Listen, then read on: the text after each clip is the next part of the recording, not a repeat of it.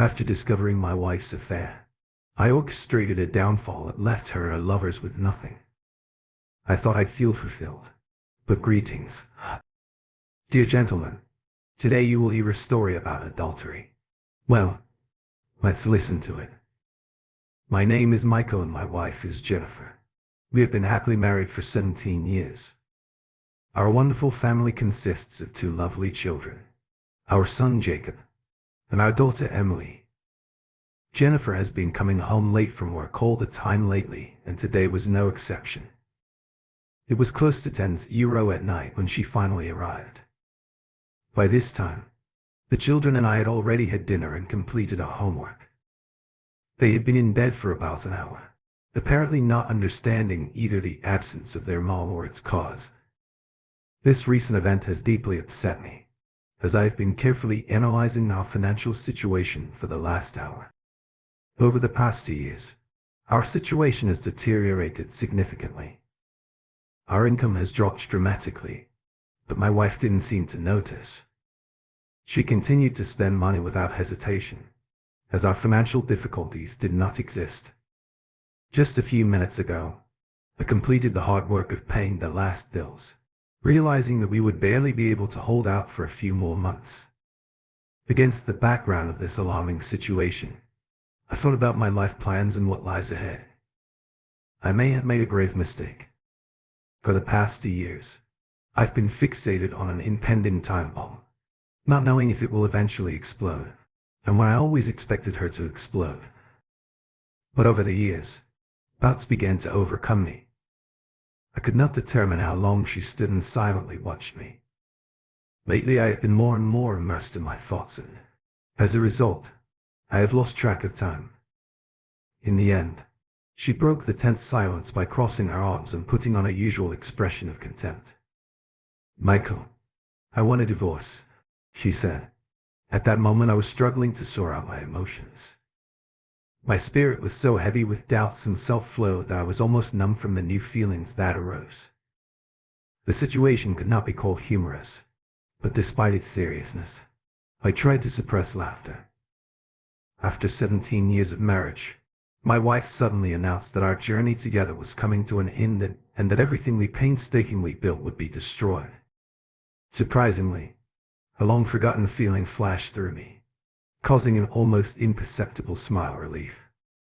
I looked at her, allowing myself a farewell tour of the cherished memories of our happy days, but soon the harsh reality reasserted itself. I was a more skilled programmer than a manager. Unfortunately, in the professional world, programmers often climb the career ladder, becoming project managers, then department heads and finally senior managers. And so I found myself in the role of senior product development manager, a position that turned out to be more decorative and meaningful, an intricate facade for an experienced salesperson. However, among the available candidates, I was the most qualified for this position. I single-handedly created our main product line, nurtured it at the very beginning and contributed to its growth. Over the course of 6 consecutive improvements, I have gained an unsurpassed understanding of our product. When clients were looking for answers, I gave them. Where our employees faced problems, I found solutions for them with a new hairstyle and an expensive suit. I certainly looked the part. The substantial salary increase and tempting benefits that accompanied my promotion were undoubtedly attractive. I can say that I'm happy with my work, but deep down I long for the programming world that I once loved so passionately. Unfortunately, my current position did not leave me the opportunity to indulge in programming. Countless meetings and constant phone calls took up all my time, leaving no opportunity to dive into the lines of code. I was forced to watch as a new wave of young programmers took the reins of power into their own hands. Against the background of a group of young people striving to surpass each other with their novelties, I could not help but feel a sense of admiration and envy. Of course, being a boss is good, but deep down I dreamed of a different range of responsibilities. This happened when I was in the first or second year of junior high school. I think I was about 13 years old. I grew up in the countryside. It was not surprising that I was eventually fired from my position at Chicago Technology Solutions. To tell the truth, if I was responsible for myself, I would have made the same decision. My attendance at meetings became rare at best, and numerous missed deadlines did not yield results. Although I did not seek dismissal, I did not make much effort to maintain my position at CTS.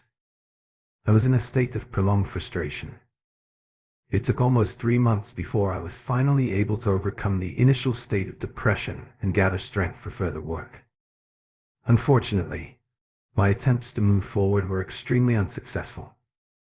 It took another month of mental anguish to find a way out of the situation that had captured me, albeit imperfect, but at least acceptable. Without a doubt, I believe that if it weren't for the presence of my children, I would have gone crazy. Their unchanging daily routine and innocent presence served as a guiding star for me, helping me to regain positivity and direction in life. Every day I followed a simple routine: breakfast, school, afternoon tea, homework, dinner, sleep. This recurring mantra became a guiding star for me, leading me on a path that I never expected. With unwavering determination, I plunged headlong into the role of a domestic father, taking on all the responsibilities associated with it. Housework and driving became my new fields of activity, and I diligently took them up. To my surprise, my presence in the house brought sincere joy to the hearts of my children. It was thanks to this new connection that I began to realize my importance and the valuable contribution that I could make. Although I often felt insignificant, my wife never acknowledged any changes in our family dynamics. She didn't even seem to notice it. I met Jennifer Riley at a frat party, and I almost missed this meeting. I joined the fraternity solely to secure future opportunities for myself after graduation, not to throw parties during my studies. I was convinced that I would need any help I could find. I wasn't worried about my academic performance, as my grades were excellent, but in everything else: height, weight, appearance, character, I couldn't help but feel like a completely average person. But Jennifer, who had the same level of an average ESS, somehow managed to radiate an amazing charm. She may have been a bit of an ordinary person, but I was fascinated by her presence. It took me a long time to gather the courage to start a conversation with her, as I watched her from afar, fascinated by her unique charm. Perhaps our first meeting was short and inconspicuous, but in the following weeks we crossed paths again and took the opportunity to introduce ourselves to each other. Coffee dates and joint classes in the library soon became a common thing for us, continuing to get to know each other. It took about a month before our first official date took place. From that moment on, my life turned into an extraordinary journey filled with 15 years of pure happiness next to Jennifer. Our courtship may have been relatively short, but our engagement was even shorter. Shortly after graduation, we exchanged vows and settled into our first apartment in the bustling city of Chicago. It was an exciting chapter that marked the beginning of our married life together. Every day we set off on the same journey, getting together on the morning and evening train to our first places of work. Financially, we were barely making ends meet, but we found solace in coping with these difficulties as a team. It seemed that we had almost everything in common: family, background, dating, experience, interests, and aspirations. Where our preferences did not completely coincide, we easily complemented each other. If I failed in some area, Jennifer was successful and vice versa. I took over the management of our shared finances, and Jennifer shone in the development of our social ties. Together, we found a harmonious balance that allowed us to overcome life's obstacles. Always supporting each other, we synchronized not only our personal lives, but also family schedules. Working together as a team, we began to thrive. Over the next few years, we both received multiple promotions which contributed to our success.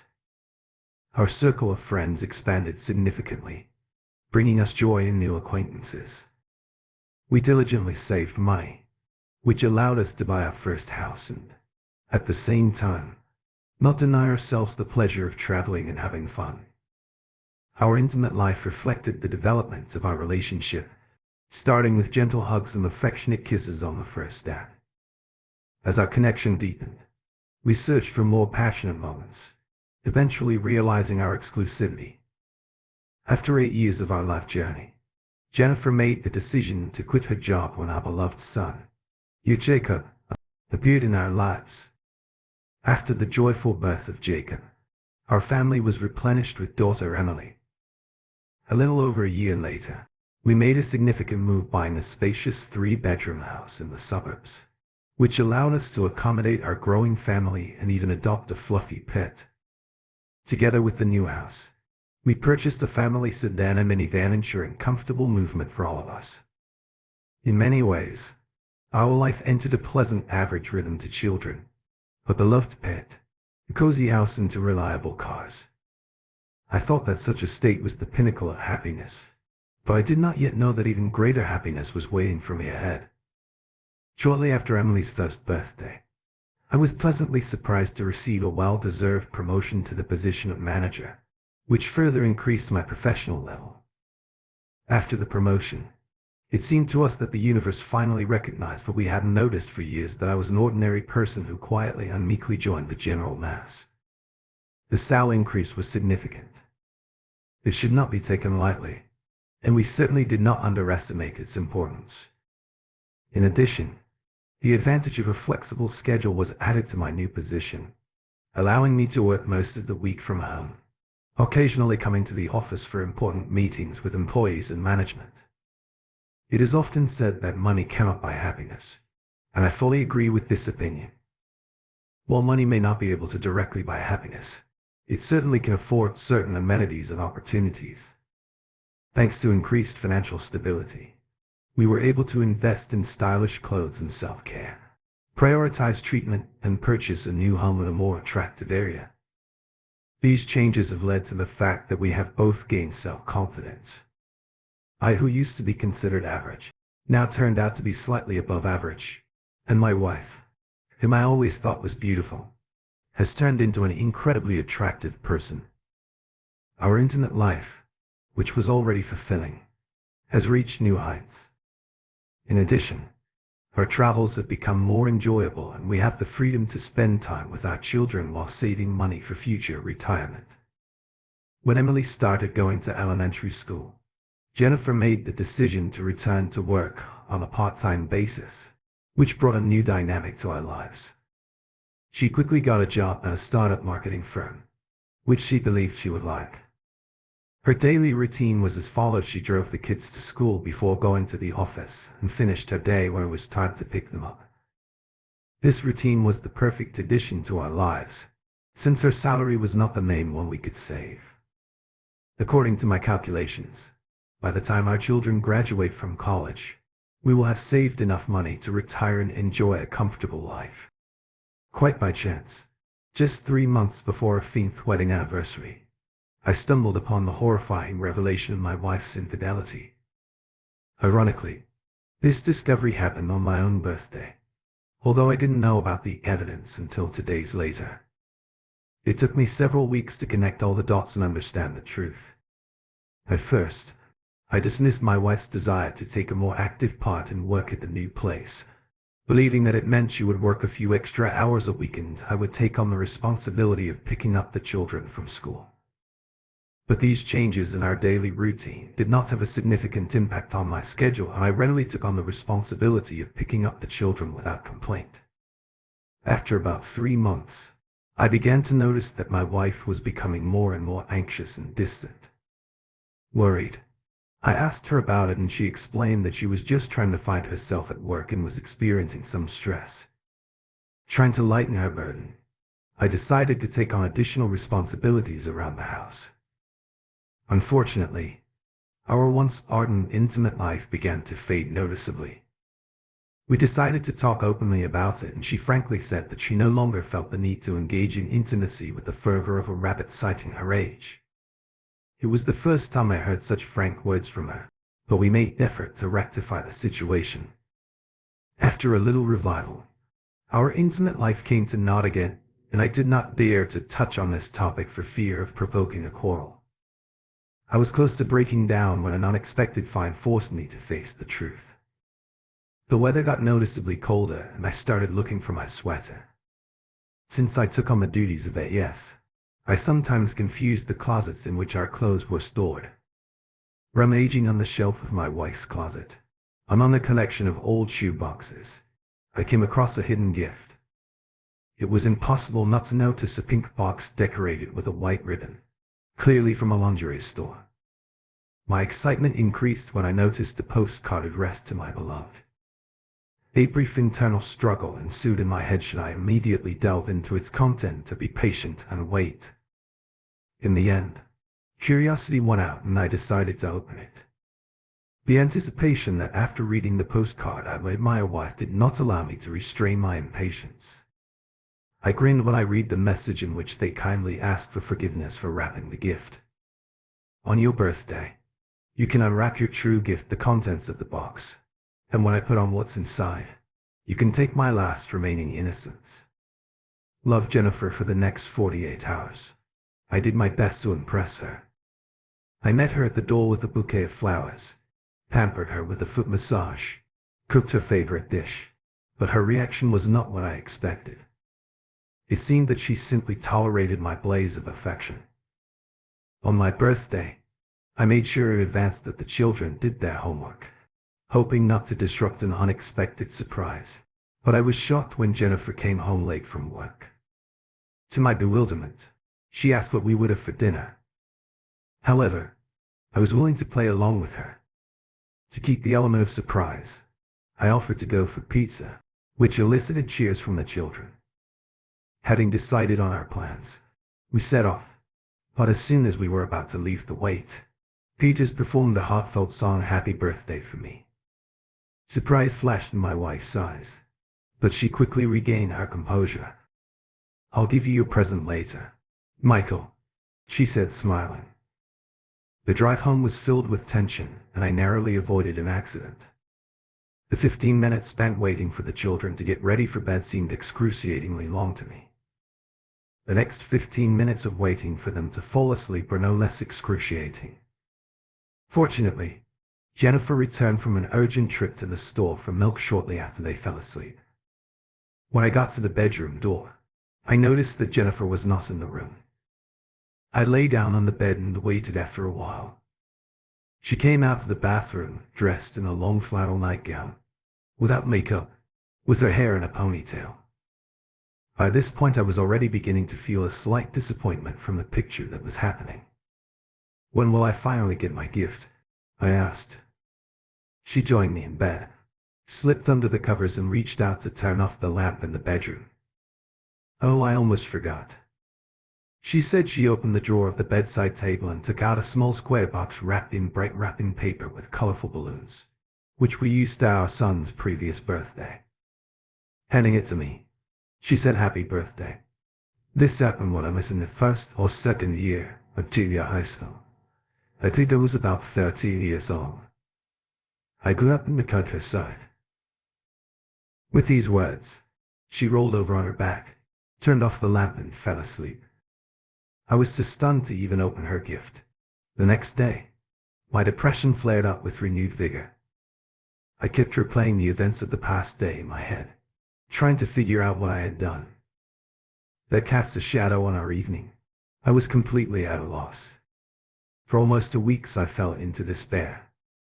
This cursed gift seemed to mock me, its bright pink hue, almost blinking, serving as a vivid reminder of my failure.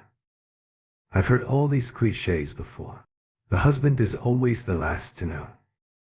Ignorance is bliss, and, to be honest, I really was in the dark. The idea that Jennifer might be unfaithful was so alien to me that it didn't even occur to me. But when she called home 13 days after my birthday, informing me of her late arrival in connection with Elon's 30th birthday, this was the first thought that struck me. And the employees arrange a holiday for him. Maybe I'll come quite late. She said. I don't remember answering her or even going to the closet in the bedroom, but I remember looking at the empty place where my gift once lay. The excruciating pain in my chest and the subus vomiting attack in the bathroom all so vividly imprinted in my memory. For some time, which I would not like to remember, I was visited by the thought that I had a heart attack, and for a fleeting moment I even wished that it was true, longing for the possibility of my imminent demise. Alan Henderson, Jennifer's boss, was a deceitful and clever advertising manager who turned out to be several years younger than both Jennifer and me. I have encountered him only once, and I remember that I felt a strong dislike for him, primarily because of his incessant and insinuating conversation. It was Emily who brought me back to reality. "Are you okay, Dad?"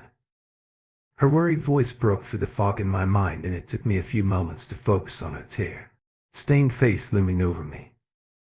"I'm fine, honey," I reassured her, forcing a weak smile. "Dad just ate something that his stomach didn't like. I'll be out in a minute."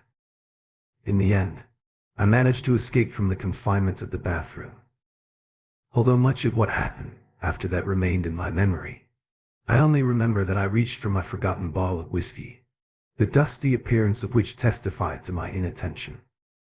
Judging by the headache that overtook me the next morning, I realized that I had drunk several glasses in a desperate attempt to numb the pain. I didn't know when Jennifer came home, but when I came across her in the kitchen feeding her children with apparent normality, it destroyed all the remaining fragments of love that I kept in myself. Only a faint tremor that flashed across her face when she sat down to eat extinguished all the remaining affection in me. It was an incredibly subtle shift, barely perceptible, but it was undoubtedly present. I would like to tell a story about how I courageously stood up to my unfaithful wife, but in fact I was completely devastated. I was immobilized by the weight of my emotions. I could hardly find the strength to even move, and the situation only worsened further. For several weeks, I existed in a state of emptiness, being only a shell of my former self, painfully aware that my wife was just doing household chores, not paying attention to the crushing revelation. Every day, I sank more and more into despair, convinced that I had already reached the lowest point imaginable. Only on the weekend, on the day of our 15th wedding anniversary, did I finally gather the strength to get out of my stupor and make a decision. Up to this point, I was walling in my own weakness, fully aware of my inaction. Perhaps I was in a state of shock, although most likely there are some technical, psychological terms describing my behavior. If my father were alive, he would just call me a fool. He was right. The fog of confusion in my mind finally dissipated when my wife told me about her plans for the upcoming trip to a work conference. It dawned on me that she would be absent on our anniversary. I couldn't understand why this fact mattered so much to me, but it just added another layer of disrespect to us. But the pain was especially acute from the fact that she did not show any recognition of the significance of this date. When I drowned my grief and fell asleep on the night of our anniversary, when I woke up, anger rose in me. I had reached my limit. I hurriedly contacted a lawyer and made an appointment. I was determined to put an end to this pretense. I firmly believed that my life couldn't get any worse. Few people knew that I was wrong. The fierce determination with which I entered the lawyer's office was quickly replaced by a destructive feeling of disbelief. I was well aware that divorce can be a difficult problem process, but reality hit me like a brick. At first, I thought that my wife's infidelity would play in my favor, but to my horror, my lawyer systematically ruined my case. I had no concrete evidence of her infidelity, and even if there were, it would not have had a significant impact on the outcome of the case. By law, our property had to be divided equally, and I had no advantages. Moreover, I had no reason to prove that my wife was not suitable as a parent, so joint custody seemed to be the best option. The difference in income tipped the scales even more in her favor.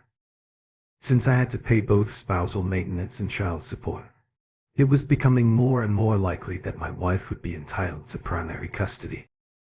Besides, she probably would have had the right to stay in the house for the sake of our children. It was a bitter pill when I realized that my wife was cheating on me and I was pretending to be a fool. My emotions changed from deep sadness to complete despair. A few weeks later, my unfaithful spouse even had the audacity to ask about my well-being. "You don't look well, Michael. Is something bothering you?" "What is it?" she'd ask, taking concern. Meanwhile, I just drifted along with the flow of life, feeling lost and empty. And then suddenly the news came about my dismissal from work. I didn't know yet that this would turn out to be the best thing that happened in my life. It was a glimmer of hope that came when I came across the evening news as I sat immersed in a sea of grim news that seemed to reflect my own despondency. A glimmer of another version appeared among the stories of hopelessness. One headline caught my attention: a well-known company from the East Coast filed for bankruptcy. Former employees were now forced to struggle with the unknown regarding their latest salaries and the fate of pensions. Strangely, this message aroused a feeling of empathy in me. It dawned on me that there are people who may find themselves in an even more difficult situation than me. But when the news anchor returned to the screen, a sobering analysis followed. While employees are likely to win a lawsuit against their bankrupt employer, it doesn't really matter.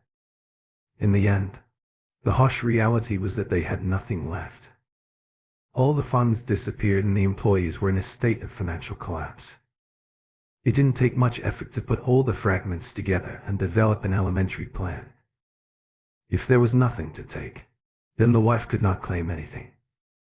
We would be left with nothing, which means we would not share anything.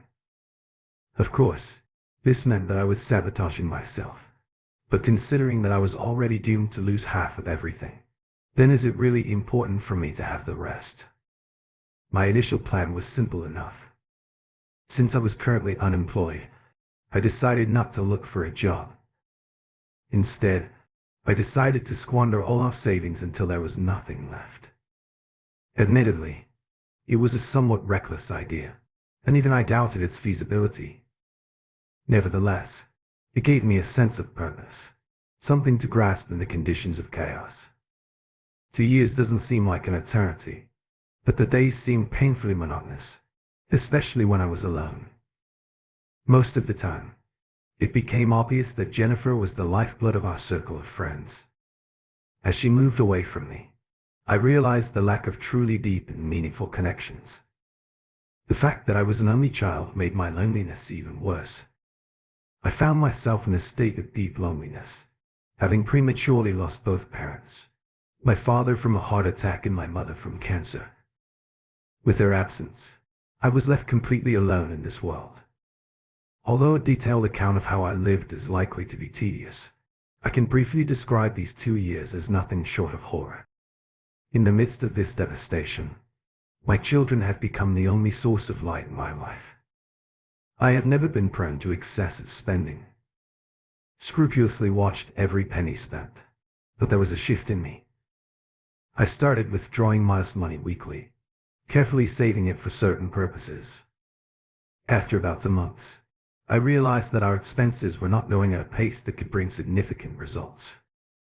It became obvious that I have a strong inclination to save money, but no ability to spend it effectively.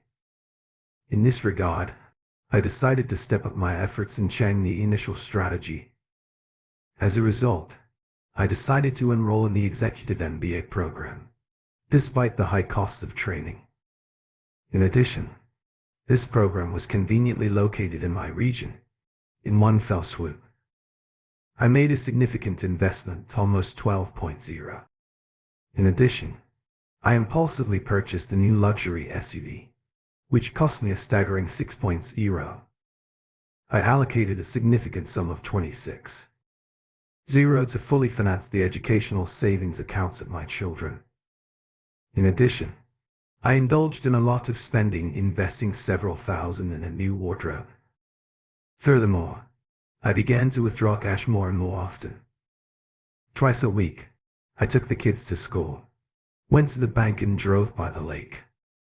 Although I've never really gambled, I saved a small amount of money from time to time to entertain myself.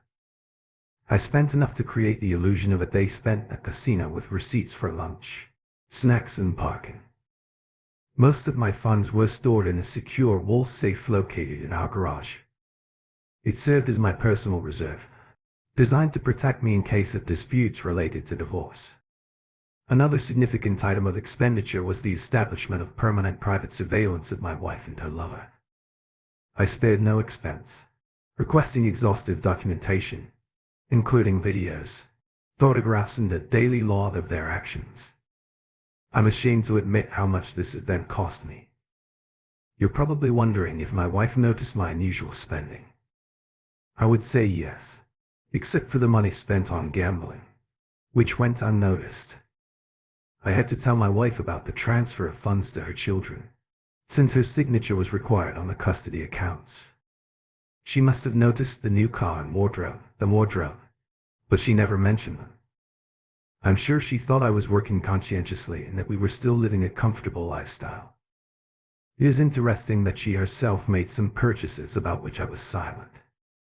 I have often wondered who benefits from her frequent underwear purchases, but this topic has never been raised. Despite our cordial communication and daily exchange of opinions, it seemed that we just tolerated each other like roommates who have a mutual dislike. The time spent with my children was truly priceless. It became the main event of my life. It was a priority for me to encourage and support their various interests. We solved homework together, played exciting games, and our adventures included visits to parks, exciting bike rides, and trips to the cinema. Since I took on the role of a home cook, they helped me with great interest. To keep them enthusiastic, I discovered some simple recipes and allowed them to actively participate in the cooking process. Jennifer sometimes attended our family holidays, although I did not make any purposeful efforts to attract her to participate in them. If she decided to take part, she just did it without my participation. Having no contacts on this issue, I received a weekly report with a detailed description of my wife's activities. At first I thought she was in touch with her boss, but later it turned out that it was several people from her workplace. Over time, the company's clients also got on a list of her lovers. Did it bother me? Not very. I already had suspicions about her behavior, so the presence of concrete evidence did not have an emotional impact on me. The material I encountered wasn't nearly as exciting. The video resembled pre-directed adult content, and although it evoked a slight sense of satisfaction, it was rather meager. It became obvious that Alan Henderson did not have sufficient skill as a lover, despite the fact that he had the opportunity to communicate with several women. This was an unexpected discovery, judging by the gifts my wife received from him. I assumed that they were in some kind of romantic relationship, but it turned out that these were rather random meetings with benefits. He just got into a mediocre relationship with my wife and she willingly allowed it, despite his size below average. A similar pattern was repeated with the other 6 men who met with my wife, but there was one special client, a small and nerdy-looking man who completely embodied the image of a weirdo. With glasses and pocket protection, he really poured out his desires on Jennifer. It's hard to tell from the quality of the photos and videos if she enjoyed it, but from my point of view it was quite uncomfortable and potentially painful for her. After about a year, I realized that I haven't felt a desire or passion for intimacy since I started on this path. Surprisingly, it didn't bother me much. This only added frustration to my already miserable existence. This happened when I was in the first or second year of junior high school. I think I was about 13 years old. I grew up in the countryside. After a year, I decided to stop monitoring.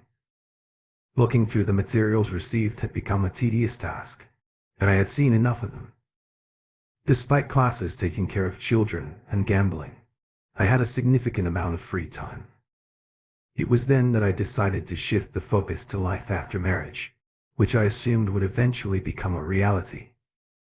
As part of this new direction, I started a new exercise regime. I have always maintained a decent level of physical fitness. I could not boast of anything outstanding. However, over time, I managed to make noticeable progress in bench press and running endurance. I believe that the presence of massive muscles and an attractive appearance are largely determined by genetics, And unfortunately I did not belong to either category, but nevertheless I was personally pleased with my appearance. Anticipating the need for employment in the future, I began to study the latest achievements in my former industry. It became obvious that a one-year break from work had thrown me even further than I had initially thought. This happened when I was in the first or second year of junior high school. I think I was about 13 years old. I grew up in the countryside. I began to devote several hours a day to familiarizing myself with the latest advances in technology. I devoted a significant part of my time to studying software systems, paying special attention to my former company, CTS. It became obvious that they were experiencing a lack of progress. Despite the fact that they managed to maintain their market share and stable incomes, they did not achieve success in the technology industry. It became clear to me that, in an ever-evolving field, standing still means moving backward. In addition, I devoted a significant part of my time to studying divorces, although I allowed myself to develop vindictive plans for my future exit some moments. The bulk of my efforts were focused on studying the impact of divorce on children.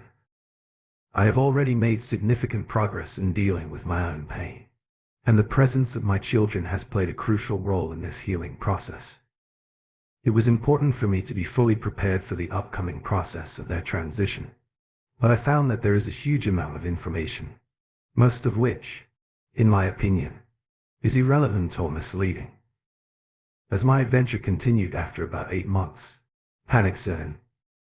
My wife began to stick to a regular schedule, coming home at the usual time and even engaging in conversations with me asking about how the day went. Naturally, I answered abruptly, but she wouldn't let up. To my surprise, she began to dress more provocatively in bed, apparently trying to revive the intimacy lost in her former life. But a few weeks passed and the situation changed for the worse. For a year and a half she was indifferent, just doing her duties. But now she began to be interested in her lack of communication, express her concerns and look for answers. She started talking about the restoration of our marriage, but I went into complete silence in response. Her attempts at reconciliation continued until her birthday came on this day. I left a gift on the dining table, wrapping it with the same wrapping paper that she had previously used for my gift. The contents of the gift should not have been surprising either. It took half a year before I finally opened the last birthday present I received from my wife. I came across my birthday present in the instant shopping department of our local convenience store. It was a watch with a cheap digital dial. At first I felt a surge of anger when I realized that my gift was a $9.95 purchase at a fast food store. But soon this annoyance dissipated. When I noticed that they had a suitable female model, I decided to let go of my resentment and bought it, intending to give it to her later. It took 18 months before I finally handed her the watch. I would really like to see her reaction, but unfortunately I wasn't there. When she opened the watch, the children and I had an impromptu movie night, which is why we returned home quite late. The next day she left before the children and I woke up. Suddenly everything was back to normal. Jennifer began to spend more and more time in the office and our conversations at home became sparse. In the end it happened. She said the words I expected. "Michael, I want a divorce." I was hoping that she would quickly start the process, but it took almost a week before I officially handed her application. It was almost comical to read its contents. The alleged grounds were spousal and child support, uneven distribution of property in her favor, as well as claims of mental and emotional cruelty. I waited patiently until the next month. The day before our hike with the children, I made sure that they were not around when I started to perform the necessary actions. After 6 days of outdoor recreation and recuperation, we returned home and found Jennifer waiting for us in the living room. She was sitting alone and looked unwell, probably had a stomach virus. As I watched her, I wondered which, as the CT of the situation, caught her off guard the most. She didn't know yet that I had filed a counter-application for divorce stating adultery as the basis and demanding ownership of the house, the only remaining significant property, and full custody of the children. I demanded payment of spousal and child support, taking into account my unemployment and the fact that for the last 2 years, the care of our children has been solely on me. In addition, I took the controversial step of filing attachment alienation lawsuits against Jennifer's 7 love partners. Although I had no illusions about winning any of these cases, I knew that the legislation of the state of Illinois allows such actions and therefore approached the situation with all determination. Similarly, I filed civil lawsuits against Jennifer's employer and companies associated with 3 clients who engaged in illegal relationships with my wife. And again, I didn't have high hopes of winning these court battles. Still, negative publicity could do me good. As a strategic move, I decided to send Jennifer's parents and her best friend a DVD with her best scenes. It should have made it clear that I wasn't afraid to use it as evidence against her. It was extremely important for her to know about the evidence I had, which was already mentioned in the counterclaim, but I didn't want to leave anything to chance. When the children had a snack and went to their rooms to get ready for bed, they did not seem to pay any attention to their mother. In turn, she did not make any attempts to communicate with them. I went to the refrigerator to get a beer and then settled in the living room on a chair opposite Jennifer. She didn't look me in the eye for quite a while, and I just focused on enjoying the drink. Not only did she look unwell, but she was crying, perhaps out of resentment. In the end, she plucked up the courage and spoke in a barely audible voice. "It will ruin me." I waited patiently for her to meet my gaze, wanting to see her reaction to my answer. A few moments passed, but when her eyes finally met mine, I couldn't help but thank God. I hope so, although I expected this moment to be more pleasant. But one tear that appeared in her eyes left me indifferent. When a tear escaped and flowed down her cheek, I couldn't help feeling detached. "Do you hate me that much?" Jennifer asked, her voice full of determination. I took a pause to collect my thoughts and answered, "No, Jennifer, I don't hate you. Hate takes effort. To be honest, I didn't put any effort into you at all. My attention and energy are focused exclusively on taking care of myself and her children." She tried to intervene, but I quickly interrupted her, not wanting to let her tarnish the honest reputation of a good spouse. "That's enough. I will not allow a worthless person like you to defame my wife's good name. She was a loving and compassionate woman, my closest confidant and life partner, and, most importantly, a devoted mother of our children. She died. You are the person who replaced her, but I see in you only a dissolute person who has taken over her body. Don't even try to talk to me as if there's some kind of connection between us." There was a long silence before she spoke again, and there was desperation in her voice. "What should I do now?" I thought for a moment before answering. Is this a rhetorical question, or do you really want to hear my advice? Without giving her a chance to answer, I continued. I believe that there are several ways out of this situation. One of the options may be moving to another place. You can try to start from scratch and start a new life somewhere else. If I were you, I would make that choice. But I'll make a reservation right away that I will never allow my children to spend a lot of time with you. This happened when I was in the first or second year of junior high school. I think I was about 13 years old. I grew up in the countryside. Your decision to leave should not depend on their presence. Alternatively, you can't try to survive and stay in the city trying to preserve your dignity. But there is always a risk that your trick will become public, or there will be difficulties with employment. Perhaps you would find solace in a relationship with a man who does not pay attention to your dissolute nature. But what kind of despicable person is this? Another option is to wallow in self-pity, but I sincerely hope that you will not choose this path. It would deprive me of the pleasure of watching you suffer, which is inherent in such a vile person as you are. However, I'm not entirely sure that my opinion has any meaning for such a stupid person like you. It certainly didn't matter to you at all when you made The reckless decision to enter a relationship with your boss.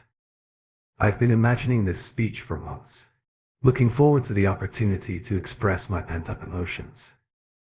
I should have felt a sense of happiness when I finally had the opportunity, but as I watched each word shatter, what little was left of her spirit, I hoped to find at least some semblance of satisfaction.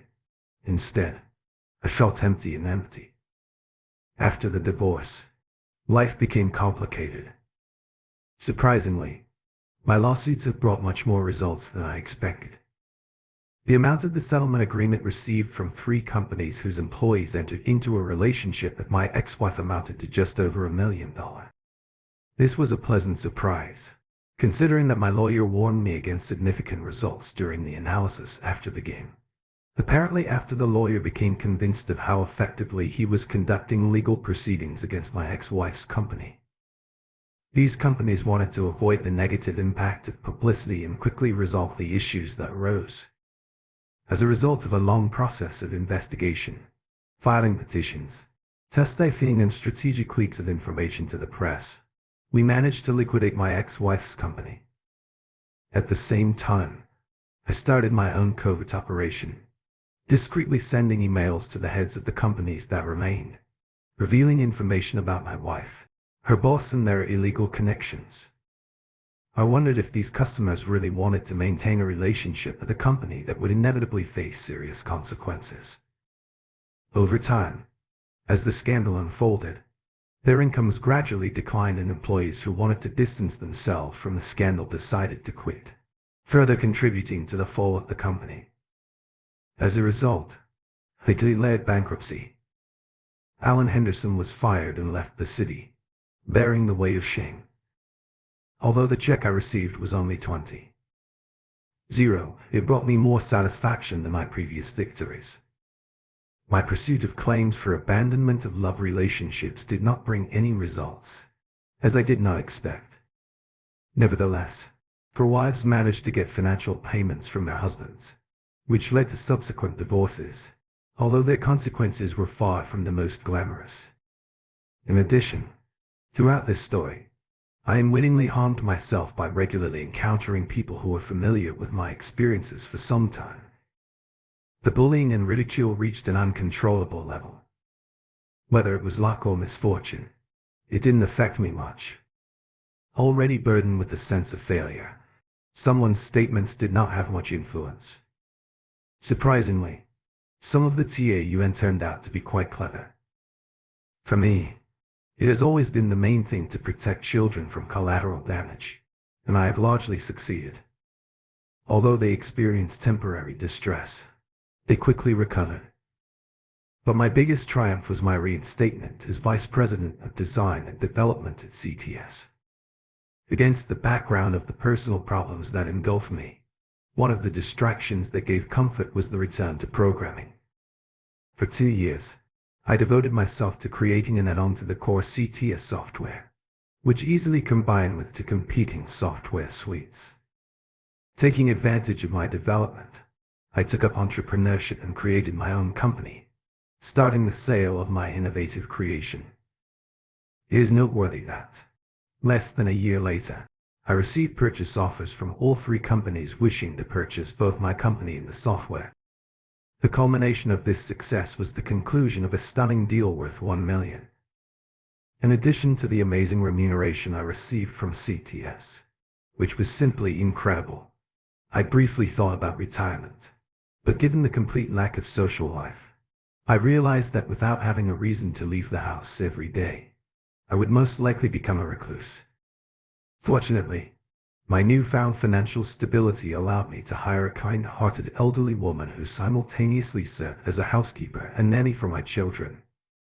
Over time, our relationship began to grow stronger, and a year later, Mrs. Maren Jensen became a permanent member of our family. Living in an apartment located above the garage in our new house, she personified the role of a grandmother for my children, radiating warmth and kindness but showing firmness when necessary. But her invaluable advice stood out, especially having a rich life experience. She offered the children a unique point of view, which I appreciated very much. As a father, I loved my children unconditionally and tried to be a support and care for them. But I couldn't undo the scars, cynicism, and rigidity that had formed inside me in moments of decision-making. She became my reliable, confidant and advisor, giving guidance and wisdom. Over the years, the children turned into adults, and I treasured the opportunity to meet them and their families from time to time. Unfortunately, over the years, our once close bond has begun to weaken. I didn't hold a grudge against them for this change. It was clear that I needed to keep my bitterness at a distance so that it would not overshadow their lives. Mrs. Jensen stayed on my staff until the kids left for college, after which she retired. As a token of gratitude, I offered her a pension in the form of free accommodation and meals for 15 years. She has always been present in my life. Throughout our communication, she tirelessly convinced me that I need to rediscover the joy of life and find a person with whom I can share my life. I sincerely appreciated her efforts, but in the end she passed away with the realization that I would be alone forever after the experience. It was very difficult for me to open up to anyone again. My friendships became superficial and did not bring true satisfaction. I rarely went to dating pages, except for a few group outings organized by random acquaintances. Over time, I gained a reputation as a cold and ruthless person who cannot be contradicted. It's clear that most people prefer to stay away from me, and I didn't hold a grudge against them. I understood that this isolation was a consequence of my own actions and choices. I carefully made sure that my intimate needs were met. With the growth of my well-being, I was able to maintain a constant shift of girls, generously paying for their time and physical communication. Our meetings were purely of a working nature. I just studied with them and quickly said goodbye. But there was one person among them, Candy, or rather Mary Beth. As I learned her real name, she was a passionate and willing partner, and it seemed that our connection went beyond the customer-supplier relationship. It turned out that I also occupied an important place in her life. Jennifer's life took a difficult turn. Despite the fact that I didn't understand why she persisted in trying to contact me for almost a year, I wondered if she was hoping for reconciliation or at least for a connection with our children, perhaps. I made it clear to her that this was impossible. Trying to keep an eye on her, I set up surveillance when she tried to stay in Chicago. In addition, I made sure that her employment record always came up when she applied for a job. As soon as Jennifer started dating again, and it happened apparently pretty quickly, I took it upon myself to send potential partners parcels with information about the woman they invite into their lives. It didn't really matter to me if they decided to keep her by their side when they found out the truth. The main thing that bothered me was that she couldn't just brush off the past and reshape history by ignoring it.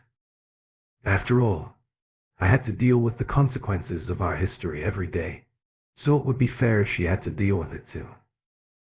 Unfortunately, one of her potential suitors tried to criticize me for torturing my ex-wife one night.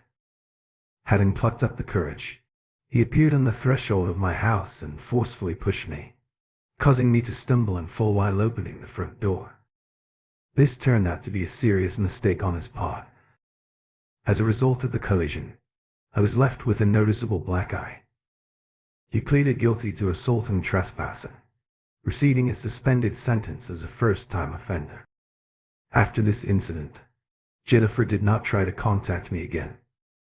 A year later, I stopped watching her when she got a steady job cleaning rooms at a remote road hotel located about 700 miles away in the secluded wilderness of Virginia. The next meeting with her took place 16 years later, unexpectedly, at my daughter's wedding. Although the children talked to her, they never talked to me about their mother. It was at my daughter's wedding that I was shocked by her physical and emotional state. As it turned out, she managed to get married again, but her life got better, for not long. On her wedding day, she suffered a grievous loss. Her husband, an extreme person, planned a joint parachute jump on the wedding day. Jennifer agreed to such an extreme act, but during the jump something went wrong and her husband died, and Jennifer herself ended up in a wheelchair. In addition, she gained a lot of weight, at least 20 kg. She had deep wrinkles around her lips and other signs of smoking. In general, she looked elderly and haggard, but behind everything else I still saw the woman I had put my heart into. I didn't feel anything for her, but I saw her, after the ceremony. I walked up to her and stared at her intently for a few moments. When I looked at her and met her eyes, I felt a deep sadness in her gaze. By the way, she ruined my life, and now I'm not happy myself.